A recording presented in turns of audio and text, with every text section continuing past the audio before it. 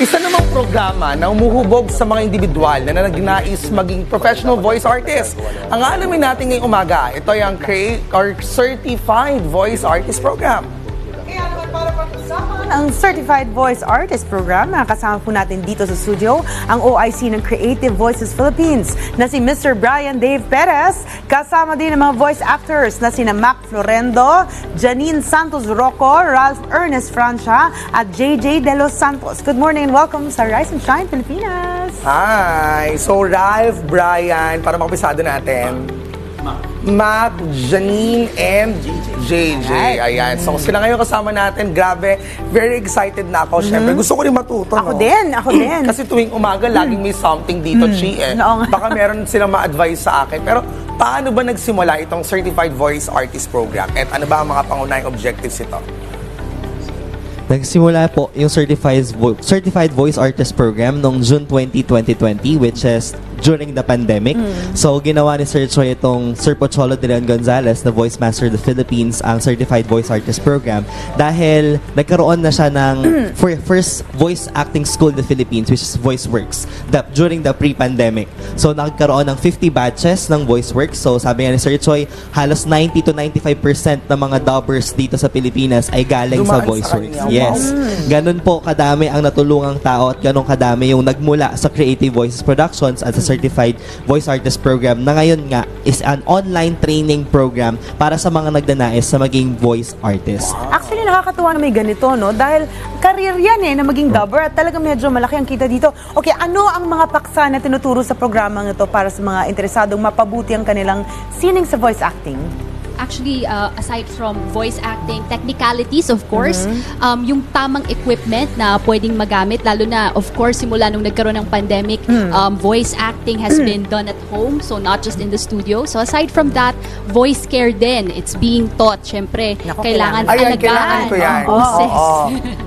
Pero feeling ko yung advice mo sa akin, mukhang di ko kaya. Mukhang alam ko yung advice sa'yo, hindi mo nga kaya. Ayun po, alongside with that, and ang ating mga students po, meron silang mga activities, mga assignments na nag-hone din ng confidence nila like vlogging, kasama na din po yun, natututo rin sila ng script writing, and paano makideal sa mga clients, syempre, after ng training nila. So, those are just some of the things. Voice modulation. Yes, no? voice modulation. Alam mo, Chi, college pa lang ako sa PUP, may mga kaklase na ako at mga kabatch na sumasali na dyan sa mga program ni Sir Pocholo. Kaya talagang hindi na bago sa akin yung pangalan ni Sir. Talagang after nun, for example, I have a friend, Dan Capuchon, na ngayon ay talagang nasa dubbing industry na din. And also with the Certified Artist Program, hindi lang pala limitado ito sa voice, you also teach other skills. Tell us more. With regard po dun sa skill set, of course, we don't just focus on voice talent. If people are interested with computers, editing, audio engineering, technicals, script writing, localization, and adaptation po from foreign or other languages into English or Tagalog. And also po is yung directing for dubbing. Parang gusto niyo nang kabugin yung mass communication na inaaral ng mga estudyante. Actually, maganda yan dahil hindi lahat kaya bumalik sa college. So, sa mga gustong matutunan tong industriyang to, pwedeng itong gawin nila, no? O kaya yung mga nakagraduate na 4-year course na hindi nila gusto yung course nila. Yun. Pwede sila mag-short course dito. May opportunity pa. Okay, anong mga kinakailangan katangian para maging successful na voice artist? Yan, so, great day po ulit. Siyempre, hindi lang talent yung pinag-uusapan pag sa voice acting. Kaya nga tinawag siyang Certified Voice Artist Program. We also use our voice to promote positive social change. Wow! So, hindi lang pagandahan ng boses. Hindi lang siya basta, malaki yung boses ko, kaya ko magpa-impress ng ibang tao. Hindi ganun. Ay, grabe naman yung mga bata! So, ginagamit ko rin yung boses. Kunwari, meron kaming mga advocacies. No, may mga iba't ibang kwento. Kasi iba-iba yung background namin. May mga kasama kami na PWDs.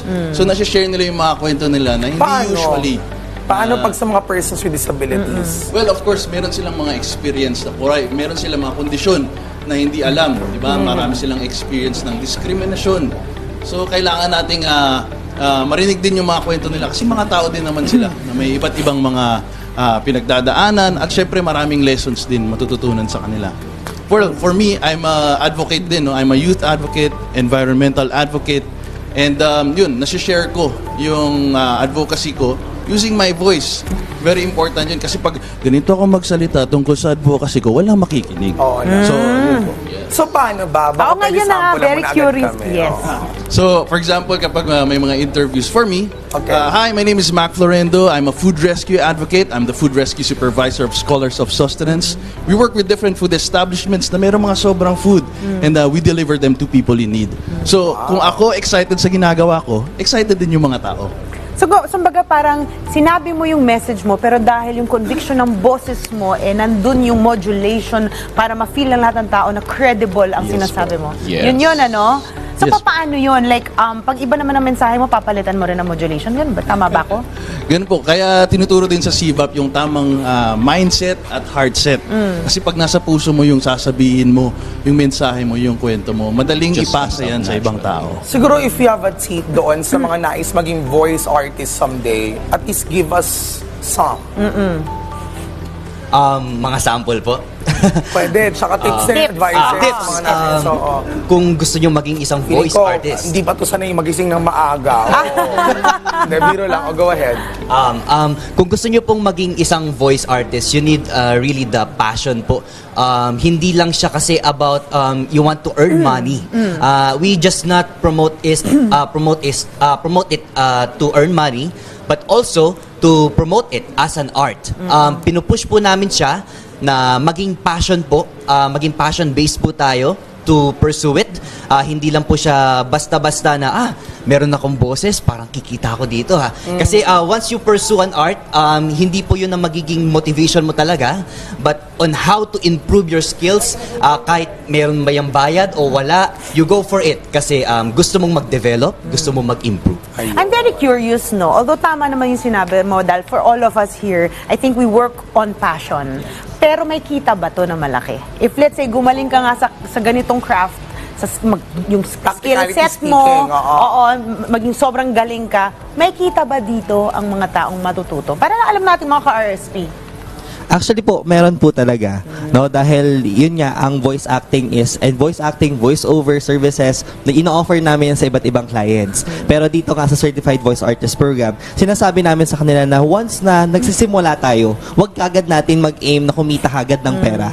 I-aim natin na enhance muna natin yung skills natin before tayo mag-asam, before tayo manguha ng mga clients. Para sa gayon, mag-create ka muna ng portfolio mo, kuha ka muna ng mga pro bono projects or tinatawag naming volunteer projects at first sa pagsisimula mo pa lang ng voice artistry mo. And then kapag nakabuild ka na ng reels mo, yun na yung pwede mong ibigay sa mga clients mo. Regarding sa mga talent fee, yung kita na pwedeng makuha, medyo malaki din po talaga. Depende po sa mga project. For example, sa mga commercials, mas malaki yan kaysa sa mga EVPs lang ng mga companies at saka ng mga small organizations. Pero can it be like a full-time or madalas side hustle siya? Actually, hindi po namin siya in-encourage na gawing full-time kasi hindi naman araw-araw meron kang kliyente. Sabi namin, gawin mo lang to as your passion, gawin mo lang to as your, kumbaga, sideline lang sa pagiging isang professional. So, hindi namin sinasabi na mag-quit ka sa day job mo. Yun yung sinasabi namin sa mga students namin. Bagkus, gamitin mo lang to as, outlet mo na, kunyari, stress ka sa work mo, hindi do naman yung something na Kumbaga additional Yes. income. Okay, I'm very curious again. Kung let's say dito ka magaling, no? Anong mga career ang pwede mong pasukin? So, dubbers, voice over, ano ba tawag? Yes. Talents? Dubbing, ano pa? voice acting, pwede rin kayo pumasok sa hosting. Okay. Yun po, yung niche ko po kasi is about hosting din. So, doon ako nag-focus sa voice acting. Pwede rin kayo pumasok ng directing, sa script writing, pasok din kasi hindi ka makakapagsulat ng script kung hindi ka rin marunong mag-dub.